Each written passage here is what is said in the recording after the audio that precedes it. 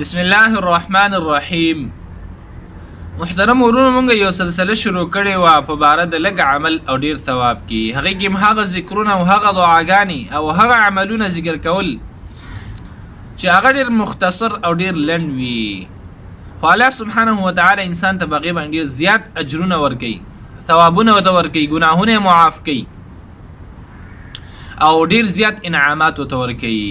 په دې سلسله کې نن درته یو داسې عمل ښایم چې ډیر اسانه عمل دی، هر یو څوک یې کولی شي چې وغواړي، هیڅ تکلیف او هیڅ وخت نه نیسي. حدیث کې راځي نبی کریم صلی الله علیه وسلم فرمایي چا چې سورة اخلاص یعنی قل هو الله احد لس ځلې ووایه نو الله سبحانه وتعالی به دته په جنت کې یو بنګله ورکړي، په جنت کې به د بنګله جوړه کړي.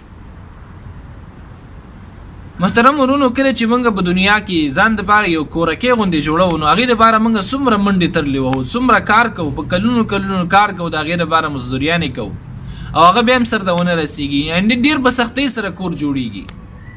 او الله سبحانه وتعالی خپلو بندګانو ته صرف په لس ځل قل هو الله احد ویل چې لس منټه هم نه نیسي، الله سبحانه وتعالی انسان ته بنګله ورکوي. خو کله چې په دې نیت سره ووې چې الله سبحانه وتعالی او ماته بنگله راکړي،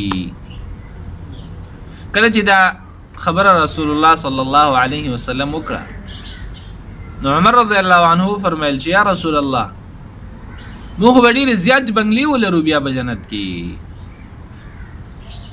نو نبی کریم صلی الله علیه وسلم ته وفرمایل الله ډېر ورکوونکی دی او پاک دی، یعنی که ته د څومره بنګلو مستحق شي الله سبحانه وتعالی به تا ته درکړي، د هغې په در کې کمی نه راځي. إذا كنت في نعمة فرعها فإن الذنوب تزيل النعم وحطها بطاعة رب العباد فرب العباد سريع النقم.